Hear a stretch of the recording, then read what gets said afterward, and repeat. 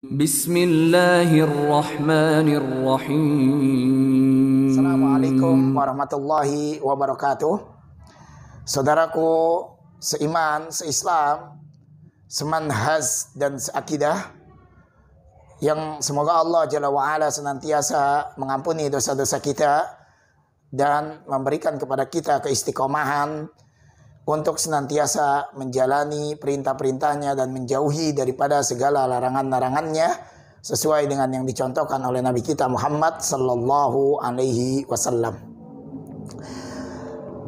Pada kesempatan yang berbahagia kali ini, kembali kita akan lanjutkan pembahasan dari kitab Jami' bab yang terakhir dalam kitab Bulughul Maram, dan kita masuk pada pembahasan babul adab, bab tentang adab, bab tentang berperilaku, berakhlak, bermoral, berkode etik, yang diajarkan oleh Nabi kita Muhammad sallallahu alaihi wasallam. Kita masuk pada pembahasan yang kedua, di mana Nabi kita yang mulia bersabda dalam sebuah hadis yang sahih yang diriwayatkan oleh Imam Muslim, hadis nomor 2963. An Abi Hurairah radhiyallahu an qol, dari sahabat Nabi Abu Hurairah radhiyallahu an, semoga Allah meridhoinya, dia berkata, qala Rasulullah sallallahu alaihi wasallam, telah bersabda Nabi kita Muhammad sallallahu alaihi wasallam, unzuru ila man huwa asfala minkum wala tanzuru ila man huwa fawqakum fahuwa ajdaru alla tajdaru ni'matallahi alaikum. Nabi kita yang mulia bersabda, memberikan suatu arahan kepada seluruh manusia, khususnya mereka yang beriman kepada Allah dan mengikuti sunnah Nabi kita Muhammad sallallahu alaihi wasallam, dengan arahan unzuru ila man huwa asfala minkum.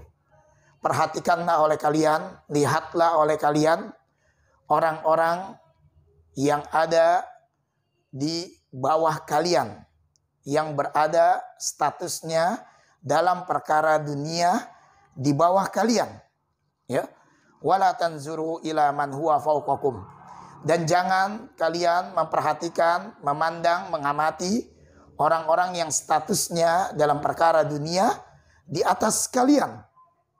Fahuwa ajdaru alla tajdaru ni'matallahi alaikum. Karena dengan metode kalian memperhatikan orang-orang yang ada di bawah kalian dalam status perkara dunia, maka hal itu akan menjadikan kalian tidak merendahkan nikmat Allah yang telah Allah Ta'ala berikan kepada kalian. Hadis yang mulia ini masuk dalam perkara adab karena setidaknya ada 6 pelajaran yang dapat kita ambil dalam hadis ini. Yang pertama, seorang manusia hatinya tidak akan bisa tentram ketika pandangan matanya tidak sesuai dengan apa yang dia lihat dalam kehidupan sehari-hari.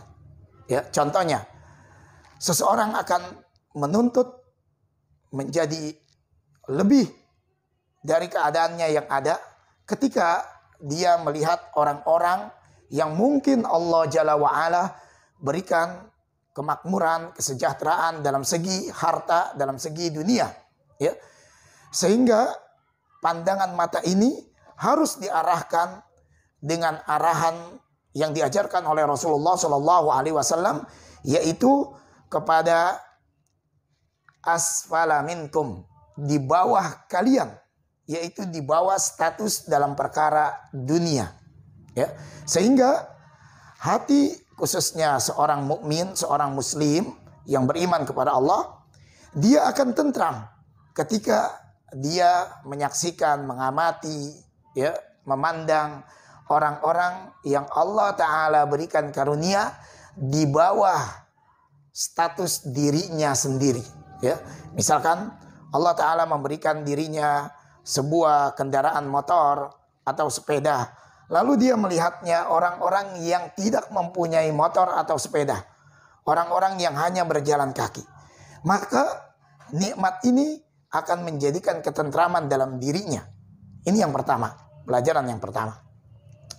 Pelajaran yang kedua.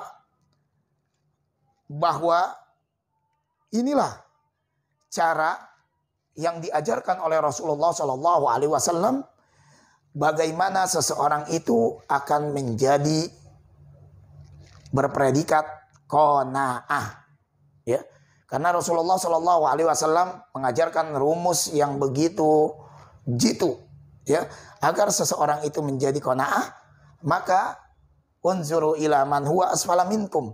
Perhatikan orang-orang yang ada statusnya dalam perkara dunia di bawah kalian, ya. Sehingga perumusan ini adalah harus kita jalani, karena seorang mukmin itu, ya, kata Rasulullah dalam sebuah hadis, qad aflaha man aslama wa ruziqa kafafan wa qana'ahu Allahu bima atahu. Sungguh beruntung orang yang masuk ke dalam agama Islam, kemudian dia diberikan rezeki dan dia merasa cukup dan dia qanaah dengan apa yang Allah Ta'ala berikan kepadanya. Dan salah satu di antara kiat untuk menjadi qanaah adalah menjalani perumusan yang diajarkan oleh Rasulullah dalam hadis ini. Yang ketiga, dalam masalah ketaatan kepada Allah Ta'ala, ya, dalam masalah ibadah, maka yang harus kita lihat adalah bukan orang yang di bawah kita, ya. Jadi perumusan hadis ini adalah untuk kita menjadi qanaah dalam perkara dunia, tetapi untuk memberikan motivasi dalam ibadah kita kepada Allah Jalla wa'ala, untuk meningkatkan ketakwaan dan keimanan kita, maka lihatlah orang-orang yang lebih tawadu, orang-orang yang lebih wara, orang-orang yang lebih, ya, di dalam perkara menjalani ibadah kepada Allah Ta'ala. Kemudian pelajaran yang keempat, bagusnya metode yang diajarkan oleh Rasulullah SAW. Rasulullah menjelaskan tentang perhatikan orang yang ada di bawah kalian dalam status dunia. Jangan perhatikan orang yang ada di atas kalian dalam status dunia. Karena kenapa? Karena kata Rasulullah, bahwa ajdaru alla tajdaru ni'matallahi 'alaikum. Ya, ini adalah pendidikan yang diajarkan oleh Rasulullah SAW, bahwa di dalamnya ternyata ada pelajaran. Ya, pelajaran itu alasannya adalah dengan kalian memperhatikan orang yang ada di bawah kalian, maka kalian akan merasakan nikmat sekecil apapun yang Allah berikan, itu adalah nikmat Allah. Karena nikmat Allah itu tidak akan bisa kita hitung. Wa in ta'uddu ni'matallahi la tusuha. Karena nikmat yang Allah berikan, kalau seandainya kita menghitungnya, maka niscaya tidak akan bisa terhitung. Tetapi sayangnya, karena ketika seseorang itu tidak mau memperhatikan orang yang ada di bawah dalam status dunia, maka dia akan tidak merasakan bahwa nikmat Allah itu ada pada dirinya. Inilah sehingga Rasulullah menjelaskan sesuatu hal karena di dalamnya terdapat alasan. Sehingga ini menjadi satu metode dalam pendidikan, ketika seseorang itu menjelaskan sesuatu, ada sebab dan ada akibat.